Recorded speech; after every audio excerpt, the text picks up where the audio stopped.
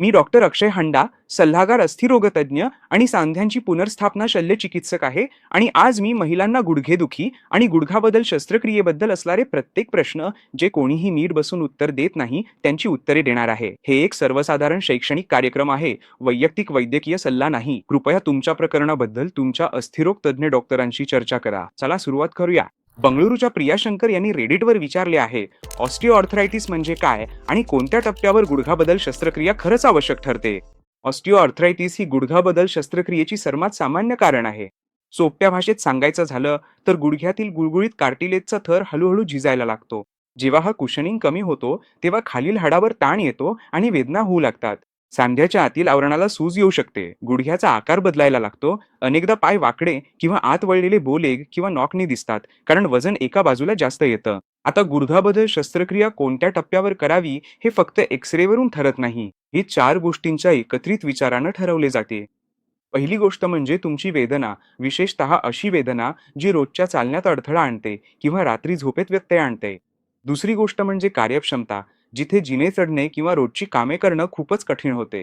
तिसरी गोष्ट म्हणजे प्रत्यक्षात दिसणाऱ्या समस्या, जसे की विकृती, कडकपणा किंवा अस्थिरता. आणि चौथी गोष्ट म्हणजे तुम्ही योग्य शस्त्रक्रियेशिवाय उपचाराचा प्रयत्न केला आहे का आणि तरीही तुम्हाला मोठ्या प्रमाणात मर्यादा येत आहेत का? योग्य उपचार योजनेमध्ये कंबर आणि मांडीचे स्नायू बळकट करणे, वजन नियंत्रण, हालचालीत बदल करणे आणि समजूतदार वेदना निवारण योजना यांचा समावेश असतो. कधी-कधी फिजिओथेरपीचा सर्वोत्तम परिणाम मिळावा म्हणून थोड्या काळासाठी इंजेक्शन्स दिली जातात. सर्वात महत्त्वाची गोष्ट लक्षात ठेवा, गुडघाबदल शस्त्रक्रिया ही केवळ भीतीदायक रिपोर्टसाठी नसून प्रत्यक्ष उपचार प्रयत्नानंतरही आयुष्यावर परिणाम करणाऱ्या वेदना आणि अपंगत्वासाठी असते. हैदराबादच्या सुनीता राव यांनी हे Instagramवर डीएमद्वारे पाठवले होते आणि ही समस्या लोकांना वाटते त्यापेक्षा जास्त सामान्य आहे. माझ्या गुडघ्याच्या वेदना गर्भधारणेनंतर खूप वाढल्या.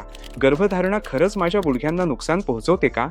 हे खरं आहे आणि हे फक्त वजन वाढीमुळे होत नाही. गर्भधारणेमुळे शरीरावरचा भार, उभे राहण्याची स्थिती आणि स्नायूंची ताकद बदलते. डिलिव्हरीनंतर झोप आणि हालचालीच्या सवयी बदलल्यामुळे कंबर आणि कोअरचे स्नायू अनेकदा कमकुवत होतात. हे स्नायू कमकुवत असतील तर चालताना आणि जिने चढताना गुडघ्यावर जास्त ताण येतो. चांगली बातमी म्हणजे कंबर, मांडी आणि कोअरचे स्नायू लक्षपूर्वक बळकट केल्याने आणि हळूहळू वजन नियंत्रण केल्याने अनेक महिलांची स्थिती सुधारते. तुमच्या वेदना गर्भधारणेनंतर सुरू झाल्या असतील तर लगेच शस्त्रक्रिया हाच उपाय आहे असे समजू नका. सर्वप्रथम शरीराची हालचाल सुधारवा आणि स्नायूंची ताकद वाढवा, मग फिजिओथेरपीचा जादू अनुभवायला मिळेल. चेन्नईच्या कविता नायर यांनी रेडिटवर विचारले आहे आणि हा फरक ओळखणे खूप महत्त्वाचे आहे. मला कसे कळेल की हे ऑस्टिओ आर्थरायटिस आहे की रुमॅटॉइड आर्थरायटिस किंवा काहीतरी वेगळंच आहे? हे महत्त्वाचे आहे कारण या दोन्हींचे उपचार पूर्णपणे वेगळे असतात. ऑस्टिओ आर्थरायटिस मुख्यत्वे यांत्रिक स्वरूपाचा असतो. सामान्यतः वेदना हालचालींमुळे वाढतात आणि विश्रांती घेतल्यावर कमी होतात. विश्रांतीनंतर जडपणा सहसा थोड्या वेळासाठीच असतो. रुमॅटॉइड आर्थरायटिस सारख्या दाहक संधिवातामध्ये सकाळचा जडपणा जास्त वेळ टिकतो, सूज आणि उष्णता जाणवते आणि हात किंवा मनगटासारख्या अनेक सांध्यांमध्ये त्रास होतो, तसेच थकवा देखील जाणवतो. एक चांगला डॉक्टर तुमच्या लक्षणांचा नमुना, तपासणी आणि गरज पडल्यास रक्त तपासणी व इमेजिंगचा वापर करतो. जर दाहक आजाराची लाल झेंडे लक्षणे दिसली तर लवकर निदान करणं महत्त्वाचे असते, कारण दाह नियंत्रणात ठेवले तर सांधे सुरक्षित राहू शकतात. पुण्याच्या मीरा पिल्ले यांनी यूट्यूबवर कमेंट केली होती आणि मी हे उत्तर कोणतीही गोडगोडी न करता देणार आहे. गुडघ्याच्या बदलाच्या शस्त्रक्रियेच्या सर्वात सामान्य गुंतागुंती कोणत्या आहेत? बहुतांश गुडघाबदल शस्त्रक्रिया यशस्वी होतात, पण मुख्य जोखीम शांतपणे आणि वास्तववादी पद्धतीने जाणून घेणं महत्त्वाचं आहे. सर्वात जास्त चर्चेत असलेली गुंतागुंत म्हणजे संसर्ग. ही दुर्मिळ असली तरी ती सर्वात गंभीर गुंतागुंत आहे, कारण इम्प्लांट हे परकीय पदार्थ असते आणि संसर्ग झाल्यास दीर्घकाळ अँटीबायोटिक्स घ्यावे लागू शकतात. कधी-कधी अतिरिक्त शस्त्रक्रियाही करावी लागू शकते. आयात रक्ताच्या गाठी होणे, ज्याला डीव्हीटी किंवा डीप वेन थ्रॉम्बोसिस म्हणतात, हा एक ओळखलेला धोका आहे. पण आपण हा धोका लवकर चाळणे, पायाचे व्यायाम आणि औषधे वापरून कमी करतो. कडकपणा, जो लोकांना वाटतं त्यापेक्षा जास्त सामान्य आहे आणि सहसा वेदना नीट नियंत्रणात नसणे, हालचाली उशिरा सुरू करणे किंवा फिजिओथेरपीमध्ये सातत्य नसणे याशी संबंधित असतो. सतत वेदना किंवा समाधान न मिळणे. अनेक लोकांना मोठ्या प्रमाणात सुधारणा होते, पण काही लोकांना नव संवेदनशीलता, पाठ किंवा कंबरदुखी किंवा अपेक्षांमध्ये फरक यामुळे सतत वेदना राहू शकतात. आणि अनेक वर्षांनी इम्प्लांट सैल होणे किंवा प्लास्टिक लाइनर झिजणे, विशेषतः उच्च प्रभाव असलेल्या जीवनशैलीमध्ये. चांगली बातमी म्हणजे बहुतेक धोके चांगली तयारी, रक्तातील साखर नियंत्रणात ठेवणे, ॲनिमिया दुरुस्त करणे, पोषण सुधारणा करणे, शक्य असल्यास घरातील तंबाखूचा संपर्क थांबवणे आणि पुनर्वसन गंभीरपणे करणे यामुळे कमी करता येतात. दीपा कृष्णन यांनी बेंगलुरून हे ट्विटरवर पोस्ट केले आणि शस्त्रक्रियेची भीती हा प्रत्येक सल्लामसलतीत मला ऐकायला येणारा विषय आहे. जर मला सांगितलं गेलं की शस्त्रक्रिया करावी लागेल पण मी भीतीमुळे ती करत नाही, तर नेमकं काय होतं, त्याचे परिणाम काय आहेत? तुमची भीती योग्य आहे, पण चला परिणामांबद्दल स्पष्टपणे बोलूया. गुडघ्याचा आजार शेवटच्या टप्प्यात असल्यास आणि शस्त्रक्रियेला उशीर केल्यास हालचाल मंदावते, दुखण्यामुळे चालणे कमी होते आणि स्नायू कमकुवत होतात. जेव्हा तुम्ही चालणं थांबवता, तेव्हा तुमचे मांडी आणि कमरेचे स्नायू कमकुवत होतात आणि गुडघा अधिक अस्थिर होतो. तिसरं म्हणजे वजन वाढणं आणि चयापचयातील बिघाड, ज्यामुळे सांध्यांवरचा ताण आणखी वाढतो. चौथं म्हणजे काळानुसार गुडघ्यात अधिक वाकडेपणा आणि कडकपणा येऊ शकतो, ज्यामुळे शस्त्रक्रियेनंतरचा पुनर्वसनाचा काळ खूपच कठीण होऊ शकतो. आणि पाचवं म्हणजे याचा इतर शरीरावरही परिणाम होतो. अनेक महिलांना पाठदुखी, कमरेत दुखणं किंवा दुसऱ्या गुडघ्यातही दुखणं सुरू होतं, कारण त्या तोल सांभाळण्यासाठी शरीराचा वापर वेगळ्या पद्धतीने करतात. आता एक महत्त्वाचा मुद्दा म्हणजे उशीर करणं नेहमीच चुकीचं असतं असं नाही. जर तुम्ही अजूनही कार्यक्षम असाल आणि फिजिओथेरपीमुळे सुधारणा होत असेल, तर जपून उपचार सुरू ठेवणं योग्य आहे. चिंता तेव्हा वाढते, जेव्हा दर महिन्याला आयुष्य संकुचित होत चाललेलं असतं.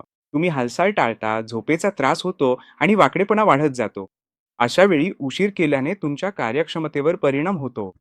कोयंबतूरच्या उषा व्यंकटारामन यांनी रेडिटवर विचारलं आहे, मला ऑस्टिओपोरोसिस आहे, त्यामुळे गुडघा बदलण्याच्या शस्त्रक्रियेचं यश कमी होतं का? ऑस्टिओपोरोसिस आहे म्हणून गुडघा बदलण्याची शस्त्रक्रिया आपोआप अपयशी ठरेल असं नाही. ऑस्टिओपोरोसिस असलेल्या अनेक लोकांना उत्कृष्ट परिणाम मिळतात, पण त्यामुळे आमच्या नियोजनात बदल करावा लागतो. ऑस्टिओपोरोसिस म्हणजे हाडं कमी घनतेची आणि अधिक नाजूक असतात.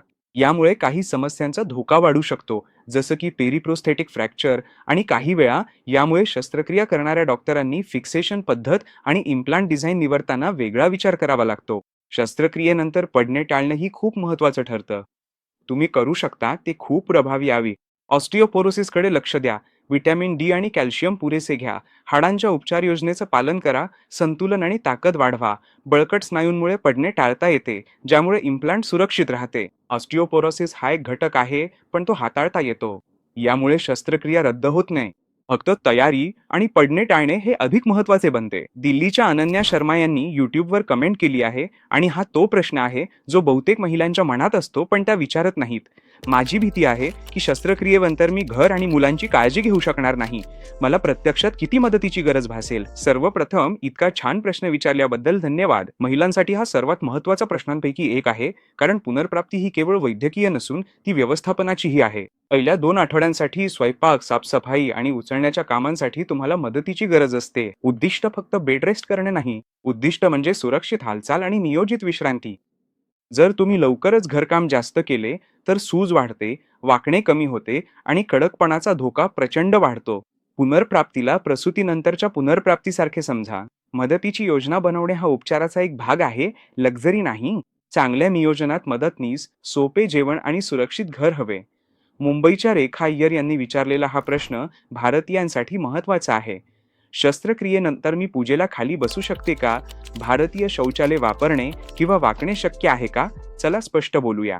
पूर्ण गुडघ्याच्या शस्त्रक्रियेनंतर खोल वाकणे आणि पूर्णपणे पायघडी घालून बसणं हमखास शक्य होतेच असे नाही. काही महिलांना थोडीफार क्षमता परत मिळते, पण खोल वाकणे हे अनेक गोष्टींवर अवलंबून असते, जसे की लवचिकता, शरीराचं वजन, गुडघ्याची रचना आणि पुनर्वसन. भारतीय शौचालयांसाठी खोल वाकून बसावे लागणारे शौचालय शस्त्रक्रियेनंतर अनेक लोकांसाठी, विशेषतः सुरुवातीला, कठीण असते. पश्चिमी कमोड किंवा उंच बसण्याची जागा साधारणपणे अधिक सुरक्षित असते. पूजा किंवा जमिनीवर बसण्यासाठी अनेक महिला छोटा स्टूल, खुर्ची किंवा आधार घेऊन बसणे अशा उपायांचा वापर करतात. घरकामासाठी आम्ही गुडघ्याला अनुकूल हालचाली शिकवतो आणि सुरुवातीला खोल वाकणे किंवा जड उचलणे टाळतो.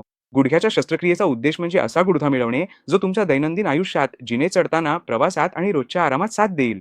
जमिनीवर बसण्यासाठी थोडा वेळ लागू शकतो.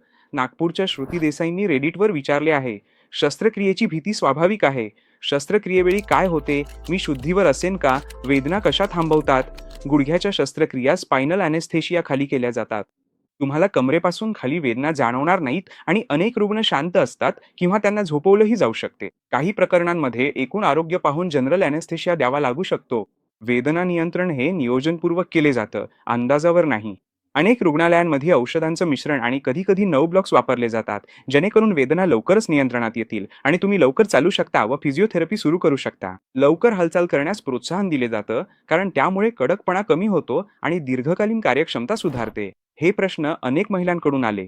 रेडिएट, यूट्यूब, इंस्टाग्रामवर सगळ्यांनी एकच विचारले, वास्तविक पुनर्प्राप्तीची टप्पे कोणती? मी पुन्हा कधी सामान्य वाटेन? बरोबर. पुनर्प्राप्ती ही एक प्रक्रिया आहे. अनेक वेळा आधार घेऊन चालणं लवकर सुरू होते. 2 आठवड्यात मूलभूत स्वावलंबन सुधारता. डेस्क जॉब असलेल्या अनेक महिला साधारणपणे 4 ते 6 आठवड्यांत परततात. प्रवासाचा वेळ आणि थकवयावर अवलंबून शक्ती आणि आत्मविश्वास आठवड्यांपासून महिन्यांपर्यंत हळूहळू वाढतो. खरी गोष्ट अशी आहे की बरे होणे फक्त जखमीचे नसते. ते सूज नियंत्रण, स्नायू पुन्हा तयार करणे आणि चालण्याची पद्धत पुन्हा शिकणे याचंही असतं. सर्वात चांगली पुनर्प्राप्ती करणाऱ्या महिला त्या नसतात ज्या शांतपणे वेदना सहन करतात. ज्या महिला मदत करतात, पुनर्वसन करतात आणि काही वेगळे वाटल्यास लगेच सांगतात. म्हणून 20 ते 50 वयोगटातील भारतीय महिलांसाठी गुडघेदुखी सामान्य नाही. तुमचा टप्पा ओळखा, योग्य काळजी घ्या आणि शस्त्रक्रिया आवश्यक असल्यास नीट तयारी व पुनर्वसन करा. हेच चांगला परिणाम घडून की तुम्हाला खात्री नसेल की तुमच्या गुडघ्याची तपासणी करणं आवश्यक आहे की नाही किंवा शस्त्रक्रिया योग्य पाऊल आहे की नाही, तर तुम्ही प्रॅक्टोवर प्रमाणित असलेल्या ऑर्थोपेडिक डॉक्टरांचा सल्ला घेऊ शकता, जे तुम्हाला वैयक्तिक मार्गदर्शन देतील. ते तुम्हाला समजावून सांगतील की तुम्ही नेमके कुठे आहात. जर हे तुमच्यासाठी उपयुक्त ठरले असेल, तर अशा महिलेला शेअर करा, जी शांतपणे वेदना सहन करत आहे आणि सगळ्यांना सांगते की ती ठीक आहे. जर तुम्हाला प्रत्यक्ष उपयोगी सल्ला मिळवत राहायचा असेल, तर सबस्क्राईब करा आणि बेल आयकॉन दाबा. धन्यवाद.